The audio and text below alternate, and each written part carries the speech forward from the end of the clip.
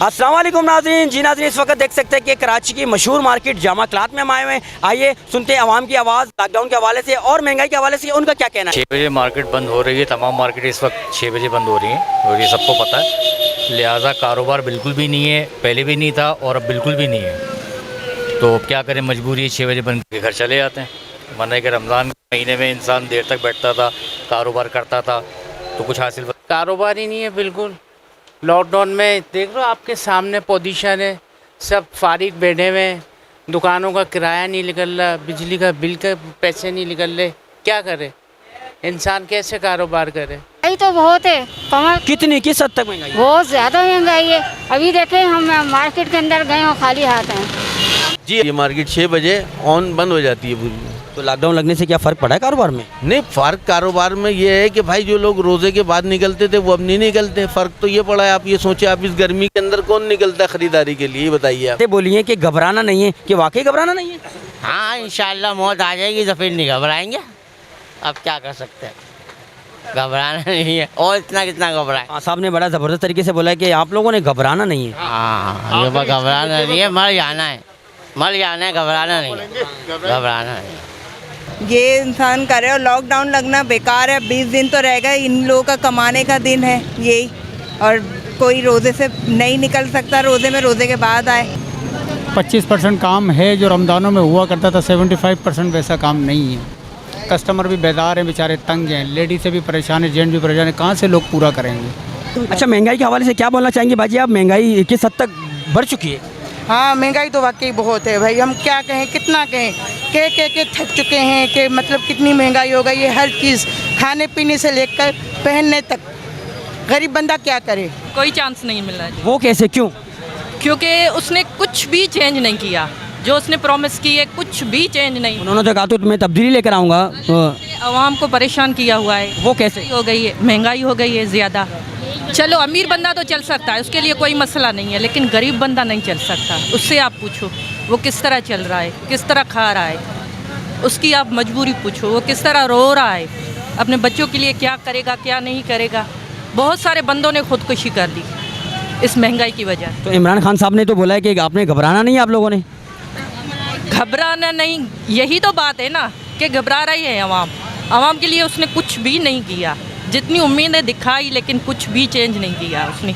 पाकिस्तान को तो बिल्कुल उलट कर रख दिया है उसने। क्या बोला था आपने? डे 1 से आपने एक वादा किया था कि भाई घबराना नहीं, अब तो हम घबराएंगे। फिर भी बोला नहीं, घबराना नहीं भाई जो जिसकी जेब से वो जो पेट तो मांगते हैं ना, कोई बेनिफिट तो होना है यार। पाकिस्तान है यार, हमें यहाँ 6 बजे के बाद कोरोना आ जाएगा। अच्छा, 6 बजे से पहले नहीं आता कोरोना? नहीं, कहाँ है कोरोना? 6 बजे के बाद फौरन कोरोना आ जाएगा, पुलिस वाले आ जाएंगे, रेंजर्स आ जाएंगे। कोरोना है ही नहीं यार। अच्छा, आपका कहने का मकसद कि कोरोना है ही नहीं? आपने देखा मास्क, ये वाइफ बेटी सब तीनों डॉक्टर हैं हम, ठीक है ना।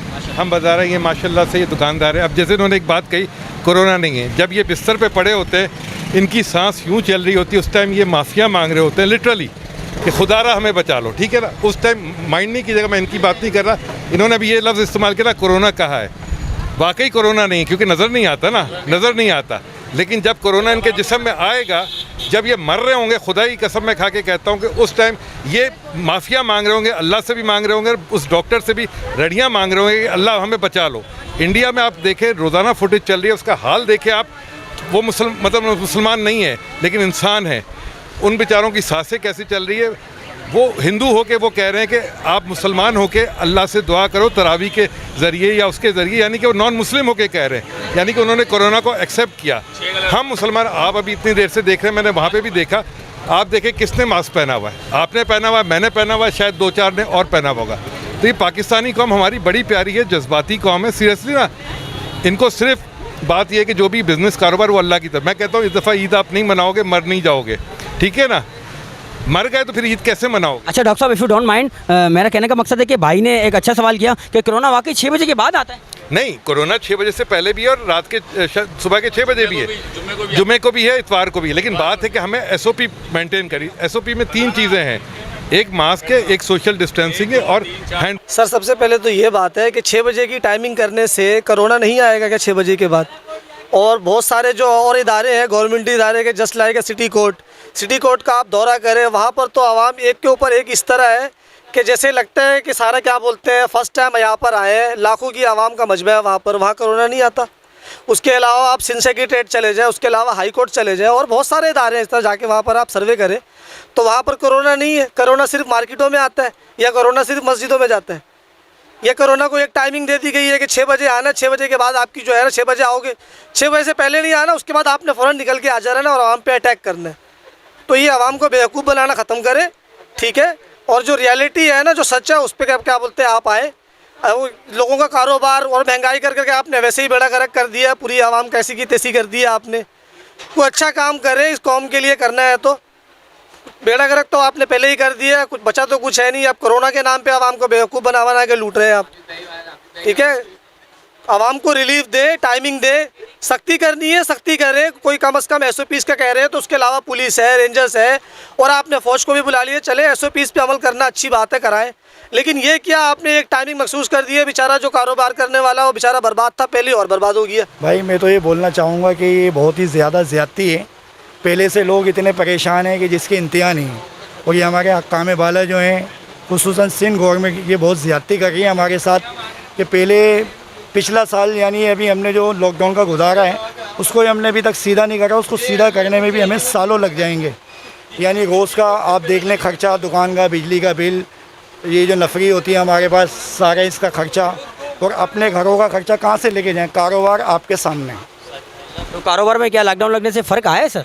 जी बिल्कुल, बहुत ज़्यादा है। इसलिए पब्लिक तो बाहर निकलती नहीं है। जब लॉकडाउन का सुनती है तो घरों से पैर ही उनके नहीं निकलते। आप खुद देखें, रमज़ान शरीफ का महीना है, कॉस्मेटिक, मेकअप, ज्वेलरी का ही गाहक है, कोई कपड़ा या हमारी लाइन का कोई गाहक अभी बाज़ार में है भी नहीं। ये तो खान साहब ने बिल्कुल ज़्यादती वाली बात करी है। घबराना क्या नहीं, हर दूसरा आदमी घबराया हुआ है कि अब होगा क्या।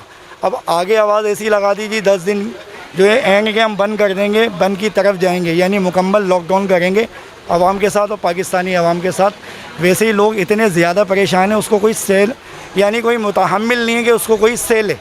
वो लॉकडाउन को कैसे सहेगा जब किसी के पास कुछ होगा ही नहीं जेब में, तो अपने बीवी बच्चों का घर का खर्चा कैसे चलाएगा, ये खान साहब बता दें।